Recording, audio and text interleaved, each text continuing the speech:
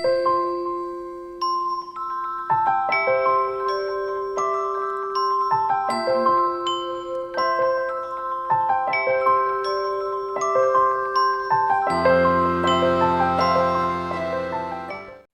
there, welcome to my channel. My name is Niina and I live in Jyvaskyla in central Finland, and I usually have a podcast called NiinaN Knitting where I post or talk about my all sorts of crafts, not only knitting but also crochet and sewing.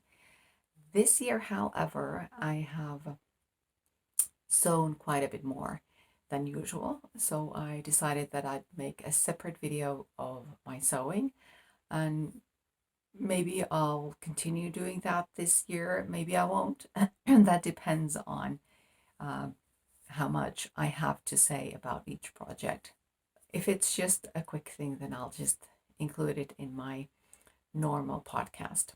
But the reason why I've been sewing more is because I'm quite a sucker for challenges, and I happened to see a photo post with that hashtag 52 weeks sewing challenge 2021, I think it was.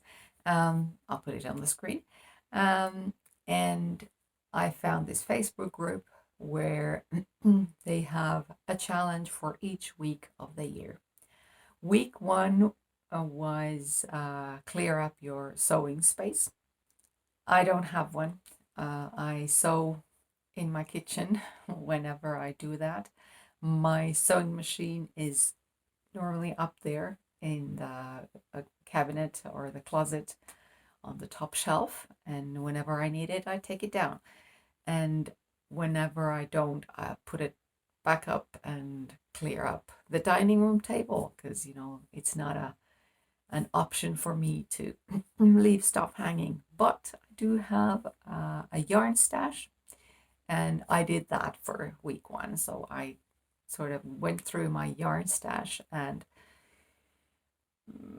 did a little bit of sorting, like fingering weight, DK weight, etc. So I know more what I have in my yarn stash. But I'm not going to talk about yarn today, not too much. I'm going to talk about sewing. So that was just week 1, clear up your sewing space. But week 2 was finish a UFO, an unfinished object. Normally, I don't have them in sewing because, like I said, I put stuff on the dining room table and then I finish it and then I put it away. But this time, however, I happened to have a hoodie that I was making for my daughter, but I didn't have yarn. I didn't have fabric and ribbing fabric for cuffs and the hem. So I, because of the challenge, I went to the fabric store with a big piece of fabric to see that the color would match, and I found some really good ribbing, and that's my first object that I'm going to show you. First of all, just to show you how well the color of the ribbing and the fabric itself matches. So they're really they are the same color, but I'm not sure how well I'll be able to show you this to you. But this is the hoodie that I made for my daughter. It's called Flame-hoodie. It is from Ottobre Kids Design magazine from fall 2018. So 4/2018 magazine. And it's called Flame, and it was number something. No, it's not a number. It's just called Flame, because I have the finished version of the magazine. In the magazine, it had some flame appliques in the sleeves. I didn't do them. But For my daughter, I had to modify the size quite a bit.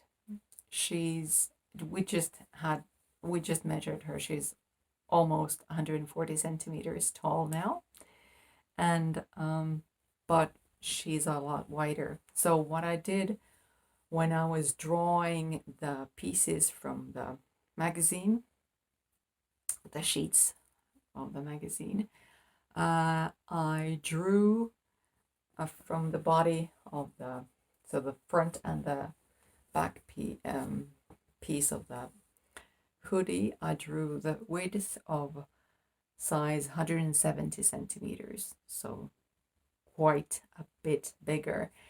Bearing in mind that I knew that this fabric it doesn't stretch more or less at all.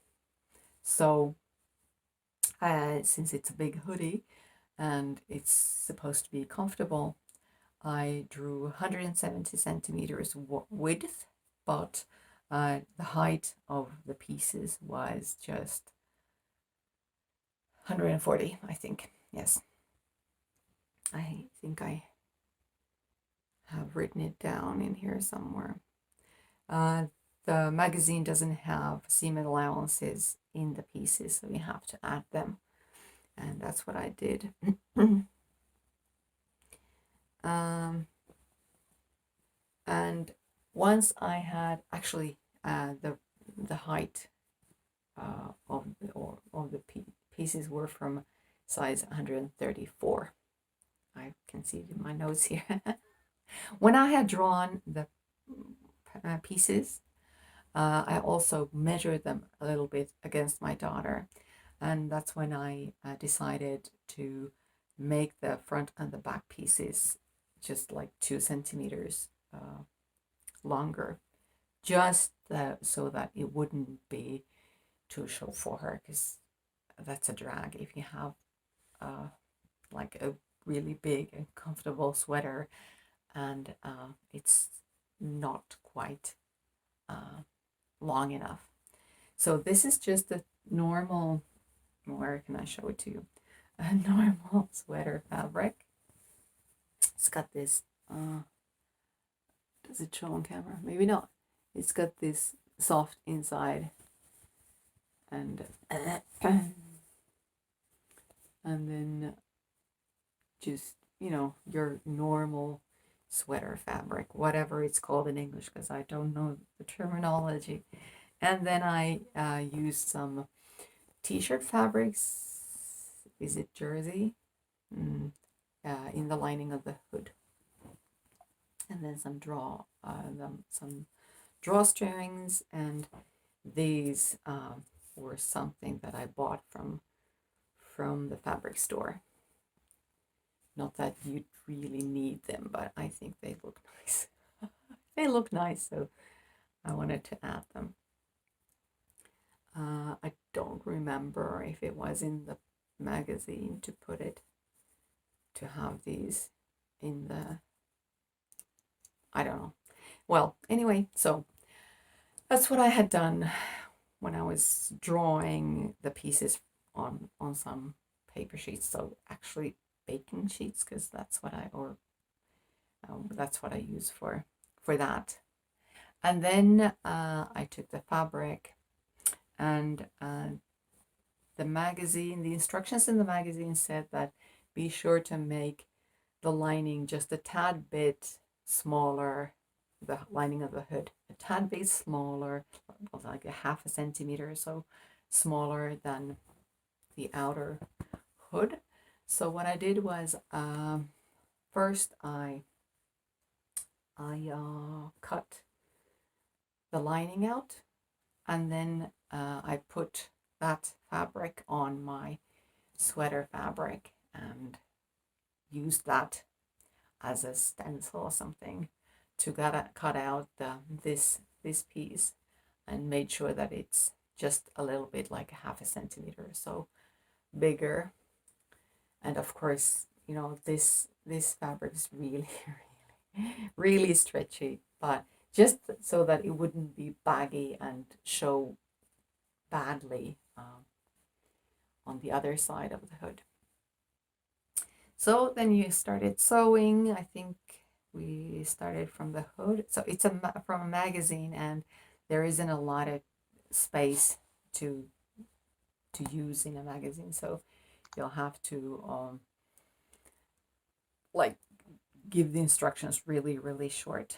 And I think you started from the hood. You did these darts or whatever in the hood, and then you do the seam, and then you stitched it from each side. I'm not sure if this was in the magazine, at least the raglan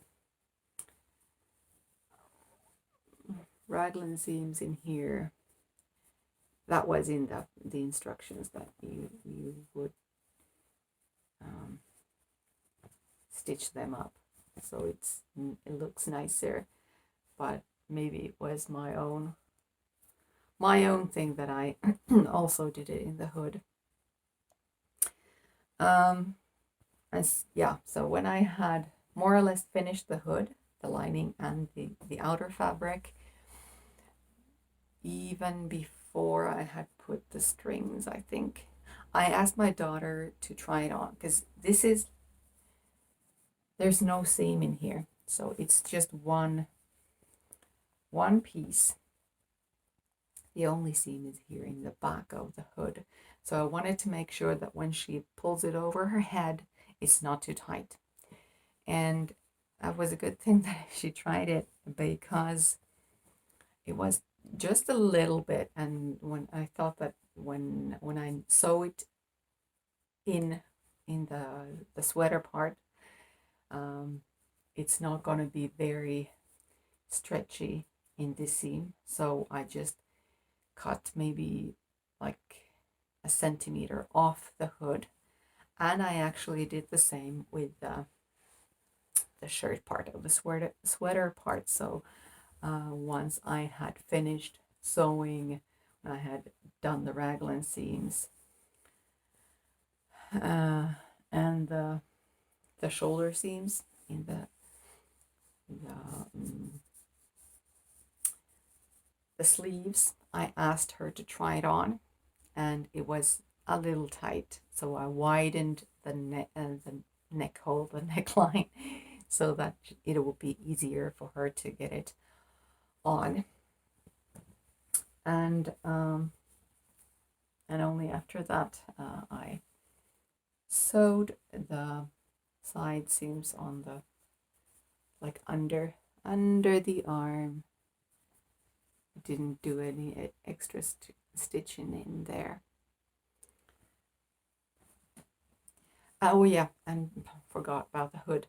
So when I had sort of assembled the hood before these strings and before this I don't know, the tunnel or whatever for the string,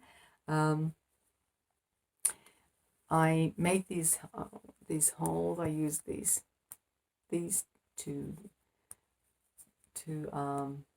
make the holes nice. That was in the pattern, of course. But then I put the string. What is this? Rope? It's not rope. Whatever. So I put it through these holes, without the tunnel, and when I had already put it in there, and then I afterwards put all these clippers and tied the knots here, I then did this seam, so I didn't have to get a safety pin or anything to try and put it through this already seamed tunnel. It's not a tunnel. I don't know what it is. Anywhere, the place where it goes. So I didn't have it yet. I had the whole hood, and I just put the string in there, made sure that I didn't sew it under the seam, but afterwards just did the seam. So it was a lot easier to put this in the hood that way. Yes, and then it has a pocket, a kangaroo pocket.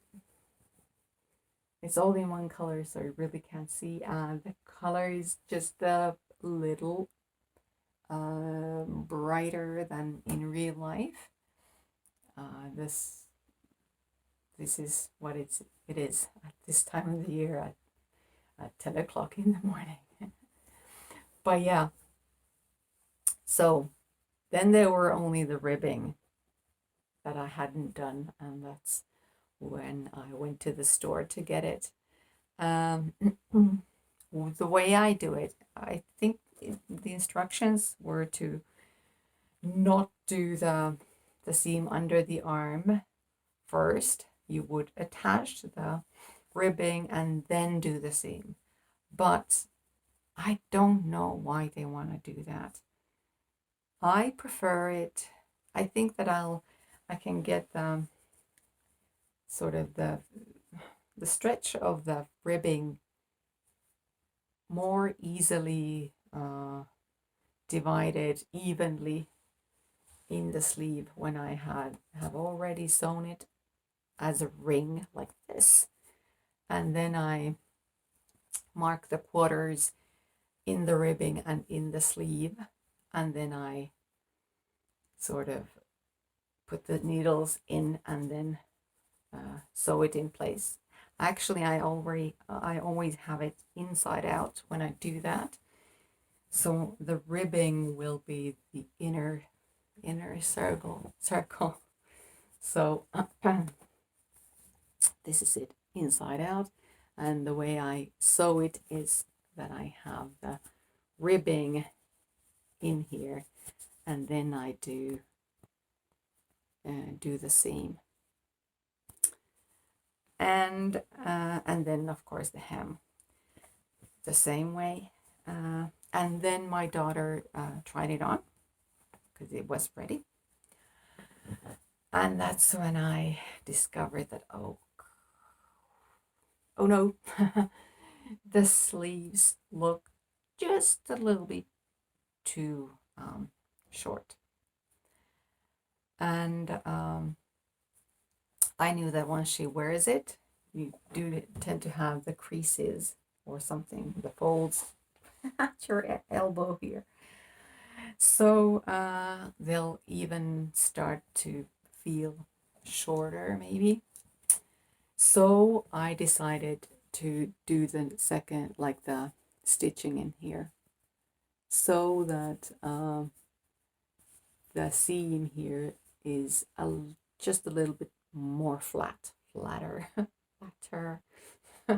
than here in the hem. Where is the hem? Here.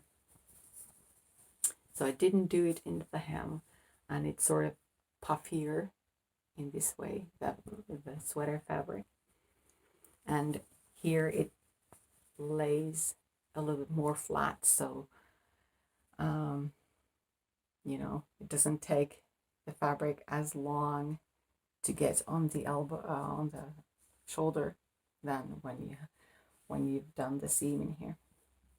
Well, just something to sort of make up the mistake that I made. I had measured it, and I tried the piece, the paper on her hand, but it's not the same. It's still different with a real fabric, and once you've seamed them and everything. So that's what I did. Of course, well, I'll show you something. The first day she was wearing the shirt at school, she got something here behind her right elbow, some small stains. I tried some stain remover, and no, nothing has happened. Kids, eh? So yeah, that was my first sewn project this year. And since I had some weird pieces of fabric left over after this hoodie, my dog needed new his paws, because in the winter time when the snow is like really fluffy, he does he tends to have the snow pack in between his what are they called? I should know the word because I've heard it. No, I can't remember. You know, the pillow stuff that he has on the soles of his feet. So between his toes, of course, and then anyway, so they pack up, and it's like ice cubes, and well, I feel that they are like as if I had a rock in the shoe, so not very comfortable. So I have had boots for my dog, this one and the previous one, and the ones that I had holes, and so I decided to use the leftover fabric and make some boots for the dog. These are for some boots that he already had, but they had holes and they were like shattered more or less, so I just took them out of the boots. And oh, okay, let's put it inside out. So it's like this, a piece like this, and then I just sewed, actually put the Velcro in first before I had done the side seams, because it's a lot easier to sew, because these are small circumference, so it's not easy to sew stuff. So I put the Velcro in here, not the other one, just the one that has the scratchy part in it. And then I did the side seams, and then I flip them over, and well, I have 4. And then I sewed the soft piece of the Velcro here, and I just cut an opening to have this thing to put the Velcro through, so because it's keeps the edge of the boot in better position when it's like in your dog's feet. So you put the paw in, and then you tighten it like this, and voila, it's like a sock, and he doesn't get snow between his little toes. They're not very durable, but yeah, they do the trick at the moment. I hadn't even intended to do this, but when I had the really like small pieces of fabric that you really struggle to use in a smart way, and I was like, oh, what can I do? Oh yeah, his boots are not. His boots have holes in them, so I just did that. And when I went to meet my daughter from school one day, and I had the boots on my dog, she immediately saw, oh, you used the fabric of my hoodie for the dog. I was like, yeah, I did. So that was fun. Yeah, that was my first thing. I just have a blog thing that I have in front of me where I have my notes. Then talking about how to use some really weird pieces of fabric, scraps. I had seen people on Facebook, I think, in the sewing groups in Facebook who had made their underpants and knickers or whatever you call them, shorts, not shorts. You know, the under the small things under underwear, and yeah, that's a good project to use as scraps. And I have quite a bit of t-shirt fabric, jerseys, and all that, because that's mainly what I make, t-shirts, long sleeves or short sleeves, but a lot of t-shirts. It's easy and and fun and quick. But this is even quicker. I found I had borrowed a sewing magazine from the library, a Finnish one called Suuri Käsityö, and it was number 11 to 12 slash 219. And it had, like every magazine, there are a lot of patterns, but one of them was these underpants, and that was pattern number 5 in the magazine.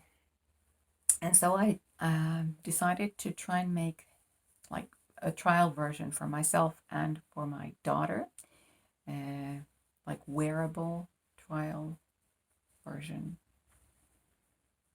The French call it toile, but I don't know what it is in English. Well, I made 2. For my daughter, I just decided to draw the smallest version in the magazine. So that was size 34, like adult size 34. And I just decided that I'll just sew them and see what happens and see if they fit. And I have some yarns, like threads poking in here, and they're not very neat anymore. They've been worn, they've been washed, but in addition, my sewing machine sometimes does some wonky loose stitching, and that shows in the pants. But anyway, so here's my daughter's version. So I used one fabric. So it was enough for the front piece, and then there was this like a lining piece, and I had enough of it for that one too. And then I had another scrap of t-shirt for the back piece of the pants, and that's it. Like three pieces in the whole thing. And you start with this seam, like it's in the front, this seam, and you put all the 3 pieces together in that, and then you do this back seam where you fold the sort of inner lining a little bit and sew it together with the back piece of the pants, and then you do the side seams, and that's where you can see the really weird stitching. It actually shows on the outside of the pants better. And then I had this elastic band thing. It was mentioned in the magazine. Oh, the sun's coming from a different angle now. So it was mentioned in the magazine that you could use this it's a sort of a stretchy bias tape or something. Like I said, I don't know the terminology, but I'd used it in t-shirts before, so that's why I had it. And the instructions were to first put this elastic thing in the leg holes, and after that do the side seam. I did that, but as you can see, I didn't do a good job with it, and I don't know why you should do that in that order. So I'll show it in my own pants. The next time I did it, I first did the side seam and then did the last the elastic bands. But they're wearable, and you know, size 34 was okay to my daughter. Next time I'll probably make hers just like a 2 centimeters taller or higher. I think is the word I'm using. Yeah. So that was my daughter's pants, and then the second version was for myself, and I cut out size 42, which was my measurements, and this is how they look. So I have the same fabric in the front, and I think, yeah, the same thing inside the pants for the inside lining or whatever it's called. But then the back piece is a different fabric. It's actually different in texture too. So this one, yeah, it's stretchy, but it's not doesn't have what lycra, I think. This one probably does. It has a very different feel to it, but it's a fun fabric. I've made a t-shirt, at least a t-shirt and a beanie using this fabric. But yeah, the same thing again. Start with this seam to get all the 3 pieces together, then fold the sort of inner lining against the pants, and then do the back seam, and then I did the side seams and used a black stretchy bias tape or whatever to finish the leg holes and the waist, and they look pretty good, and I'll use the same sort of pieces next time I try it. Pretty happy with my own pants. I sort of corrected the things that I had missed in the first version. Okay, I have 2 more things before I wrap this up and get it edited and uploaded. I think it was week 3 where the challenge was to use a pattern that you already have but that you haven't sewn before. And at the end of last year, the website Makerist, I think it's got different or versions in different languages. I use the French version, makerist.fr, but there is a version called makerist.com also, and the patterns are also in English. I use the French version, and I bought, so they had a sale, sorry, got distracted. They had a sale at the end of last year. They had quite a few patterns for €2 a piece, and I bought a pattern for pair boxer shorts, and thinking that I might try it for my son, who's 17 today. And so that's the pattern that I decided to use on week 3. And here's my version. Sorry, this is the front. The pattern is called Boxer Jacques, and I used some scrap fabrics, as you can see. I've used this sort of orange fabric for a few t-shirts, as I have for this purple one, and actually this blue fabric here is something that I bought in a set of like 3 kilos last year.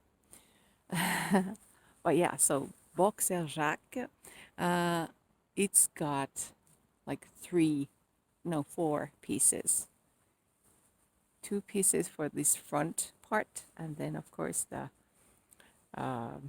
over the thighs or whatever, the hips in the front, and the back piece is just in one piece.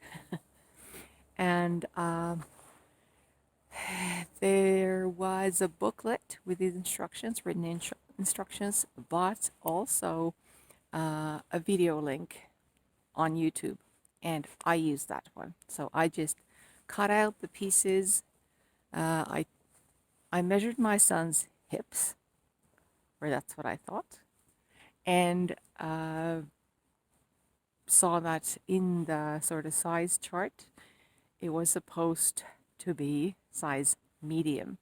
And my son, like I said, is 17 today. He's very skinny, so I was quite surprised that his size was like adult males size medium. But that's the pattern that I cut out, and that's the pattern that I used to cut the fabrics. And then I used the video to sew it. So you started with the front section, it's double. So the inside also has, sort of the seams of this front piece is between 2 layers. And then you had the instructions on how to sew it. It was very, very quick to sew. And you finished it with an elastic band at the waist. And when I had sewn everything but the waistband, I looked at the pants and I was like, oh, these are huge. These are too wide, like really too wide for him. So I took a pair of his boxer shorts that he uses from his closet, and I just used them to measure sort of the width of his butt. And I took in these seams quite a bit. I think at least 3 to 4 centimeters on each side. So I took it in a lot. But the sewing itself was really good, and I'm not sure if the measurement I took from him was exact. I just, he's always in a hurry. So I was just, okay, yeah, just pause for a sec. Yeah, okay, yes, you can go. And I guess I just measured it wrong, or I looked at the tape measure wrong or something. So the size was wrong, but it was very, very easy to sew. I do have to say that at least using this fabric that I used, the sort of orangey fabric, the front is very, very thick. It's kind of thick and stiff. And when I was looking at the boxes that he uses, this part isn't in 2 layers. So if I were to make this again, I could, but I'm not sure if he's even gonna wear these, let alone any other pairs of boxer shorts that I'd make him. I guess it's a question of appreciation or something, but well, anyway, I wanted to try and sew this pattern, and I liked it. It was fun, and it was great that it was like, okay, so I sew here and then I do this, and okay, watch the video a little bit, yeah, pause, sew it a little bit more, and ta-ta, padam, it's ready, and it looks like a real piece of shorts. So yeah, that was fun in that way. It was a fun sew, even though the recipient will possibly not want to wear them. But yeah, it was a good experience for me to try them.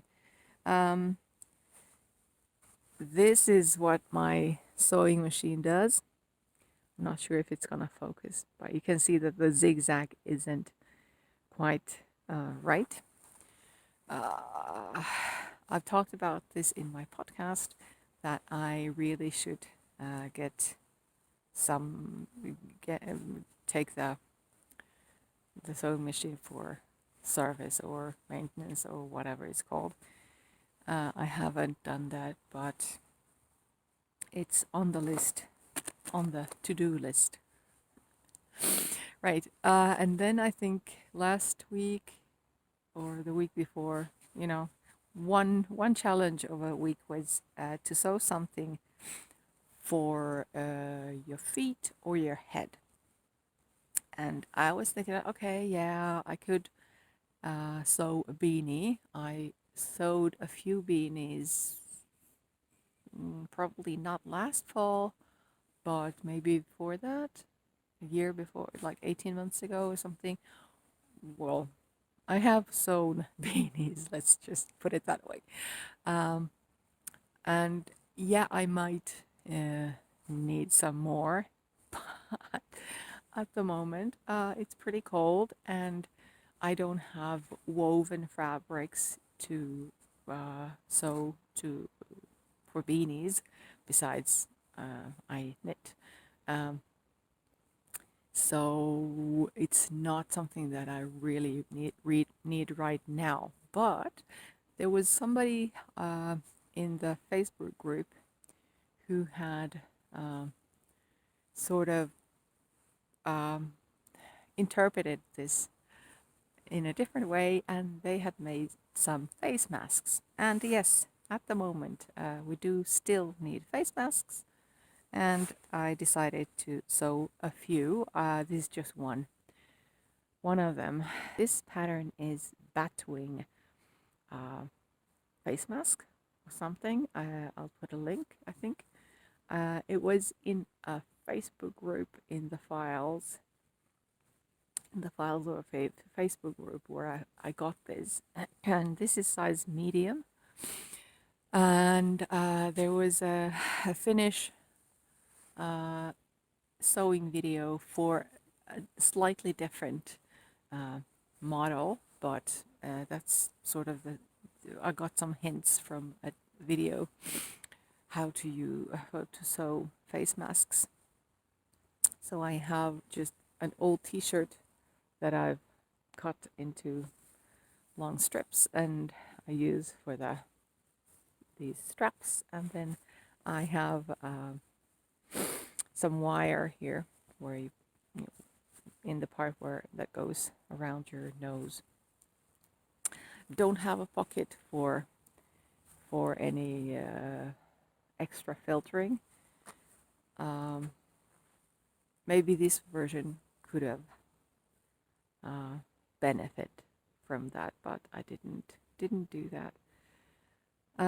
Once I had sewn the lining part, I knew that I've had some issues with how the face masks sit on my face. So when I had sewn, the darts from the lining, I tried it on my face and cut out quite a bit of fabric from the top part of the lining so that I would get it a better fit. And then I did the same for the outer fabric, and that way it is it sits well on my face. I'm not gonna put it on now because I have my gloves on because it's cold. Yeah, so like I said in the beginning, I'm not sure if I'm going to continue doing my sewing in a different video. It depends on how much sewing I do and how much I want to talk about the things that I sew. So if I just have a more or less a basic t-shirt, then I'll just show, yeah, this is a t-shirt, and I'm not gonna use so much time on that one piece of clothing. So maybe I will not separate a different video, but yeah, we'll see what I make before I consider, or before I decide to film a knitting episode or a new episode for NiinaN Knitting, and then I'll decide whether I include knitting and crochet and sewing, or just knitting or knitting and crochet, or whatever the situation is at that moment. So I'm just going to go home and get this edited and uploaded and all that. And I'll see you later. Happy sewing.